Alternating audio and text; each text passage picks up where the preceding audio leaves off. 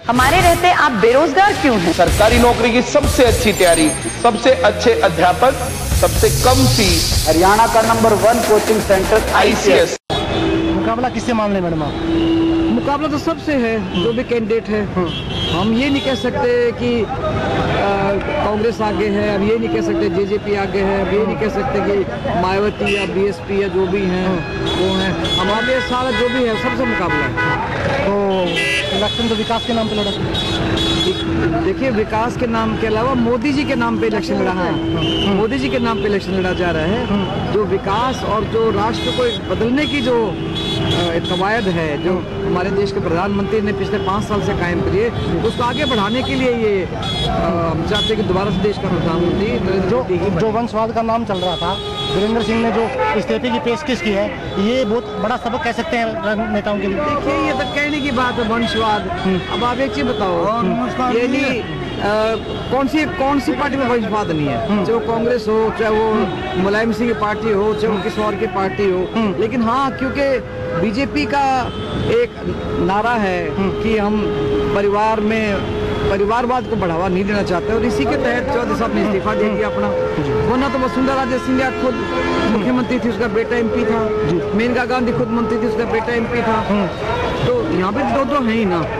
और इनकी माता जी तो बहुत पुरानी BJP की बहुत बड़ी नेता रही हैं, तो ऐसी कोई बात नहीं है। लेकिन हाँ, चौधरी साहब ने ये कहा कि भी प्रेस वालों को मौका नहीं मिलना चाहिए कहने का कि घर में 3 आदमी, तीनों को टिकट दे दी। तो इस बात को लेके इन्होंने इस्तीफा दी थी दोनों जगह से। धन्यवाद। राष्ट्रीय से भारतीय जनता पार्टी की बड़ी अच्छी जीत होएगी। मैं समझता हूँ जिस प्रकार से आज पूरे देश में मोदी के नाम की एक लहर चली हुई है, तो हांसी भी उससे अछूता नहीं है। जैसा कि संभावना की जा रही है कि अब की बार 400 पार, उसी हिसाब से हांसी से भी मैं समझता हूँ कि कम से कम 25,000 वोटों से भारतीय जनता पार्टी के प्रत्याशी जीत दर्ज कराएंगे। हिसार में मुकाबला किससे मान रही भारतीय जनता पार्टी? मुकाबला तो दूसरे और तीसरे नंबर का है, पहले नंबर वाले के साथ किसी का मुकाबला नहीं। सोनाली जी, क्या जीत का मंत्र होगा भाजपा का? देखिए, सबसे पहले तो मैं कहना चाहूँगी जो हमारी सरकार ने 5 सालों में काम किया और इस देश का जो विकास किया है सही मायने में, वो इसी सरकार ने किया है। और विकास के नाम पे देश की जनता हमें वोट करेगी और हिसार की सीट हम जीत के देंगे मोदी जी को। क्योंकि जैसे मीडिया प्रभारी का आना, प्रदेश अध्यक्ष का आना और तमाम सारे बड़े जो लीडर हैं वो यहाँ पे आए हैं, इसका सीधा संदेश क्या मान के चलें कि ये हिसार को हॉट सीट माना जा रहा है?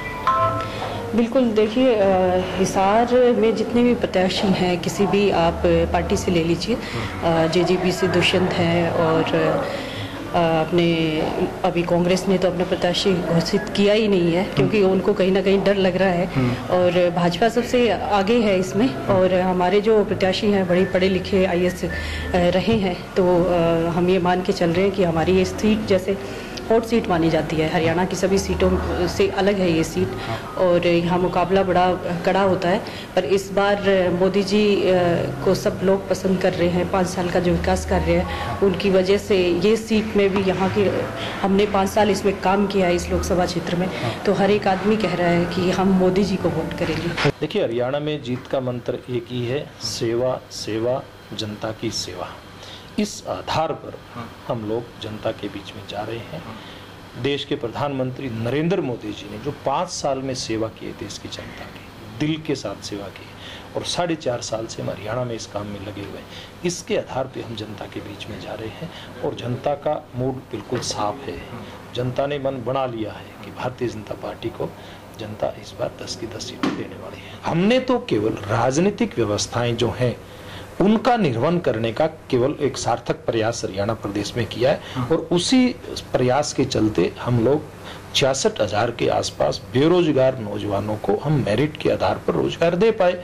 और इससे भी आगे जब ये बात आई कि बहुत सारे ऐसे लोग वंचित रह गए पूर्व की सरकारों की गलत व्यवस्थाओं के कारण से, जिनके परिवार में कभी दूर दूर तक भी कभी नौकरी नहीं मिली, तो ऐसे लोगों को, ऐसे युवाओं को 5 अंक उसमें देना, अलग से उनके लिए आरक्षित करना, जिसके परिवार में कभी नौकरी नहीं मिली है, ये हमने एक नया अंत्योदय का मंत्र इस बार हम लेकर के आए।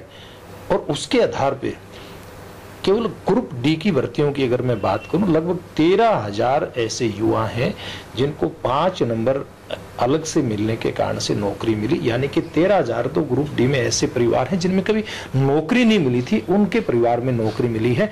तो मैं एक बात मानता हूं कि लोकतंत्र के अंदर इससे बड़ा कोई काम सरकार कर नहीं सकती और इस प्रकार के काम करने से हमें बड़ी आत्मसंतुष्टि भी हुई है।